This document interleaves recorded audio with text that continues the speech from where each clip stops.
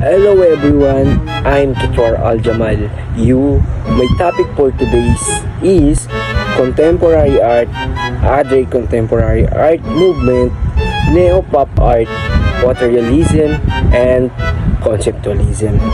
Let's start to contemporary art. Contemporary art, we can observe that there were overlaps with the acceptance and practice of these movements. They were not only overlapping with each other, but they were embedded in a social order that was, in fact, somewhat disorder. In contemporary art, kahit may iba't ibang movements or paniniwala na tinatanggap at pinapractice ng mga tao, hindi sila iwalay o malinaw na magkakaiwalay. Nag-overlap sila, ibig sabihin may mga bahagi na nagtatagpo o nagkaalo-alo. At hindi lang iyon. Kasi lipunan mismo kung saan nangyari ito ay hindi rin maayos o organisado ng buo. Kaya parang sabay-sabay na umiiral ang iba't ibang movements, minsan nagko-conflict, minsan nagmo-merge kasi nasa loob sila ng isang social order na medyo magulo o disorder. One of the main developments during this time was the time from the traditional notion of what art is. From painting and sculpture to the more experimental formats, this includes film, photography, video performance, installation and site-specific works and artworks.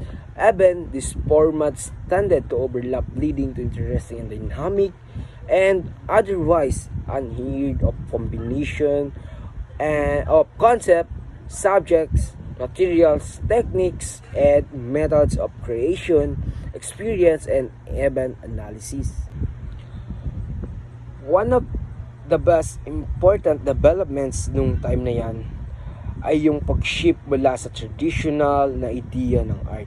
Dati kasi kapag sinabing art, ang naisip agad natin is painting at sculpture. Pero unti-unti lumipat ito sa mga experimental formats tulad ng film, photography, video performance, installation, site-specific works, at artworks. At isa dito ang interesting, kahit itong mga bagong formats ay hindi rin totally iwalay. Nag-overlap sila. Dahil doon, nagkakaroon ng mga kakaibang dynamic na combination ng concept, subjects, materials, and techniques at methods. Hindi lang sa paggawa ng art, kundi pati kung paano ito i-experience at ini-analyze. Kaya naging mas malawak at mas malikayin ang kahulugan ng isang art. Other contemporary art movements: neo-pop art, photorealism, and conceptualism. Neo-pop art in the 1980s, there was a renewed interest in pop art, specifically to Andy Warhol's works and contemporaries. What made it different from pop art was that appropriated some of the first ideas of Dada, in which ready-made materials were used for the artwork. Dada was a movement that was very much against the values of the bourgeois, the colonial and even the national. It was both anarchic, as it was representing anarchy.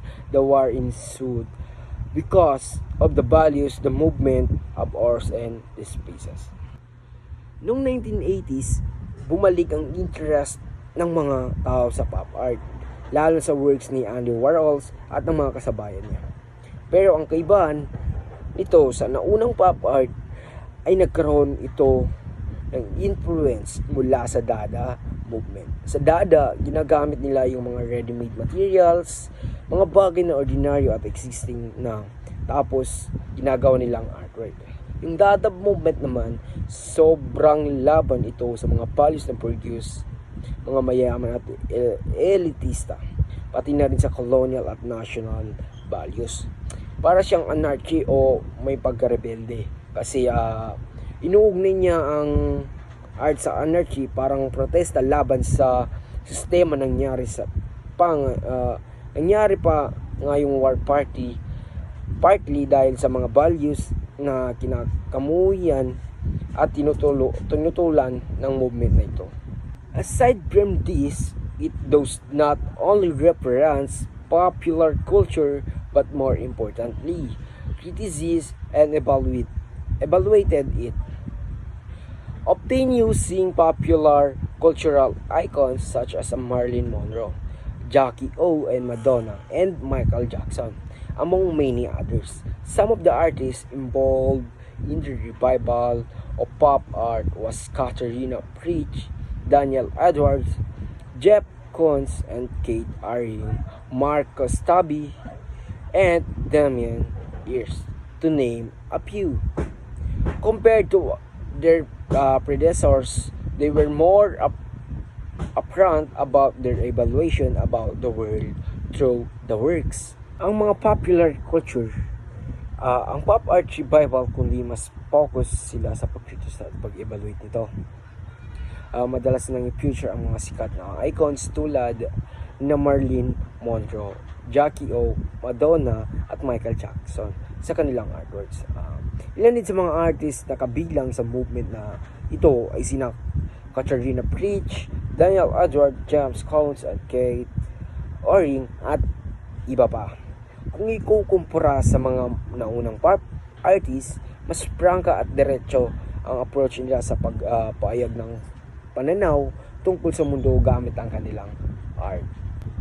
In Koons' Poppy, he uses computer modeling to create behemoth of sculpture work, a giant topiary that refers back to Chacharin.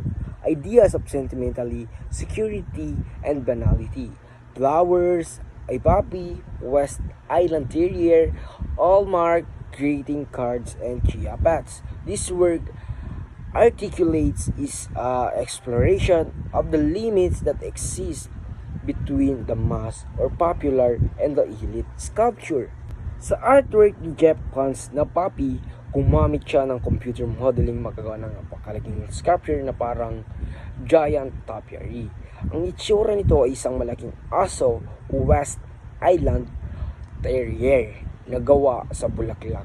Yung konsepto ay nagre-refer sa mga bagay na may kinalaman sa sentimentality, security, at kahit sa pagiging simpleng ordinaryo tulad ng mga bulaklak, aso, hallmark greetings card, at chia pets.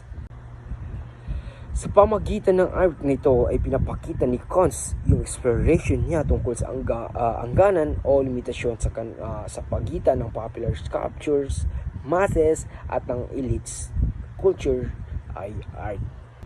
Photorealism, the resurgence of the figurative art, where realistic depictions is a choice, is a proof how varied and fragmented postmodernism is. In photorealism, paintings painstaking attention to detail is aimed without asserting an artist's personal style. This drawing and paintings are so immaculate in their precision that it starts to look like it is a photo without direct reference to the artist who created it. Two of the known photorealist artists are Chuck Close and Gerard Richter.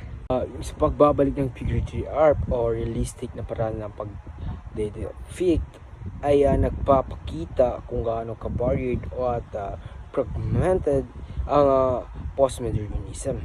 Sa photorealism, sobrang tutok sa detalye ang ginagawa pero hindi pinapakita o pinapilit yung personal na style ng artista.